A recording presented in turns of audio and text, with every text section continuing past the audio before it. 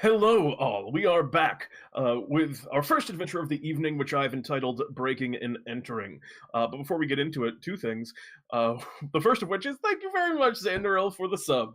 And next month it shall be 3 for 2 months in a row. Much love. And we appreciate it and love you, Xanderel. Thank you. And the other thing we're going to do before we start is introduce our characters as per the usual. So let us get into it. First up, we have we're starting with a newcomer here in the land of DnDTime, and what I'm very intrigued by, we have Cinnamon Sugarplum here, the Sugarplum Fairy Fighter. Cinnamon, do you prefer Cinnamon? Do you prefer the full title? Please introduce yourself, Cinnamon. Uh, I prefer just cinnamon for now. Thank you. Very good, very good. So, Cinnamon, would you mind telling us a little bit about yourself? For starters, you're a Sugarplum Fairy. Yes, I hail from what many refer to as the Candy Kingdom. I certainly call it as such. That's the colloquial term, but do you have another specific name for it, or uh, do you live in a particular kingdom there? Uh, I guess you could. I guess your kind could call it the Sugar Plum Forest. The Sugarplum Forest. Um, Very good. And Cinnamon, what brings you all the way from the Sugarplum Forest here to Bartholomew's adventuring troop? Uh, I imagine what brings most people here, either money or power. I mean, fair enough. You've hit the nail on the head there, and certainly this is a good place to obtain both. But aside from your sort of initial dreams, there anything else? I guess would you like to tell the people about yourself before we hop in? Well, If not, that is totally fine. no, not at this time. Very well. If you wish to remain mysterious in the eyes of the good folks, Cinnamon, welcome. It's a pleasure to have you here tonight. Next up, we have a returning, very rapidly becoming a veteran here in the land of D&D time. We have Zewxip. Zewxip, welcome back. Thank you. We appreciate the opportunity. Zewxip, you're always very polite, which I appreciate. Good manners is something that are so hard to come by these days. So how are you? Especially when you're aboard a sailing ship, I assure you. um, Used to a lot of probably cruder individuals in your life at sea, Zewxip? Oh, yes, you wouldn't imagine the things that we hear. I could venture a few guesses, I imagine. But um, Zewxip, tell me what's new. What have you been doing here now that you're starting to really settle into Bartholomew's adventuring troop? How are things going? How are you finding it? Well, we had an amazing opportunity to meet others of ourselves over the solstice. It was very interesting, and, well, as I said, we are never at a lack of being surprised at what we hear. Um, We yes, were able indeed. to tell each other many stories. And for those who perhaps are not familiar with one of the defining things about you, Zuzep, uh, what do you mean when you say we? Well, you have to understand that we as Florans are, um, we may be considered short-lived. However, we do go through a bit of a regenerative cycle, and especially due to my, well, my very special lover back in a certain port, um, we have been granted an opportunity to make sure that we spread across the lands and seas. Why, if there's not a ship with a zoo ship, then it is nary a ship at all.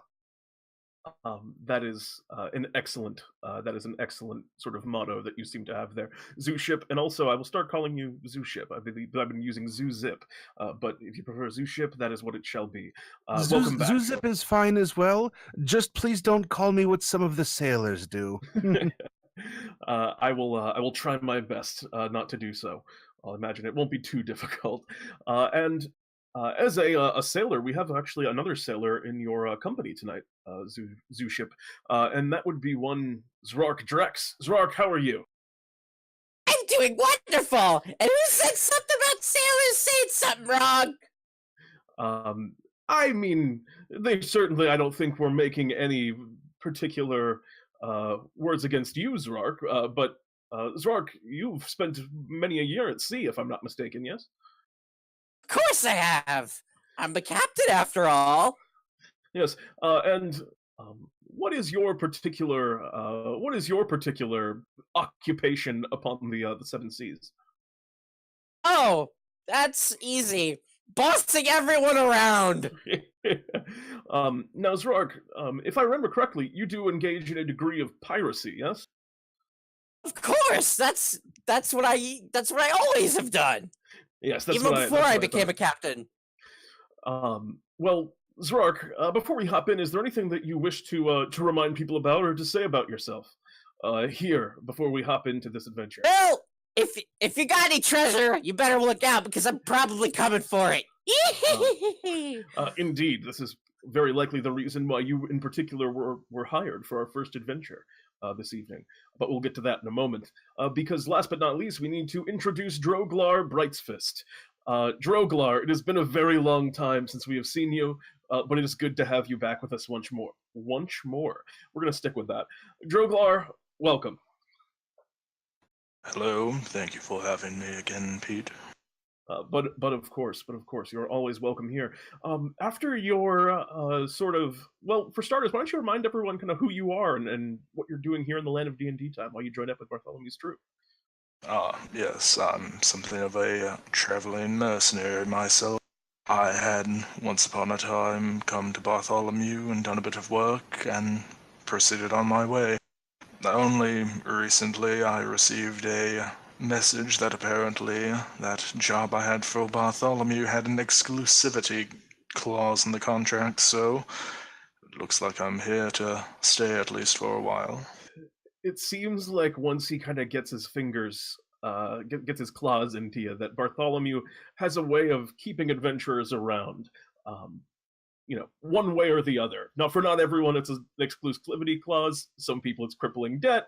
But no matter what, people always seem to come back. Droglar, what did you do though in your kind of time? Was it nice to be out of the game for a while?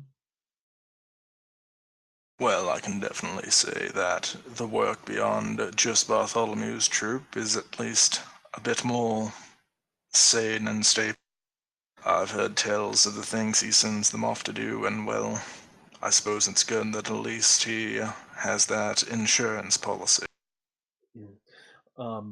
Yes, the promise of relative safety. I mean, certainly not safety, but at least the promise of not dying is a nice clause to have upon it. And hopefully, it does not need to come up tonight for you, Droglar. Welcome back. So, without any further ado, let us hop into our adventure. We have here we find the four of you journeying far across the land of DnDTime to the city of Sohcahtoa. For anyone unfamiliar with Sohcahtoa, it is the capital city of the Trigognomes, a race of gnomes that prize mathematics as the kind of greatest of sciences and use it to build all sort of technological and architectural wonders.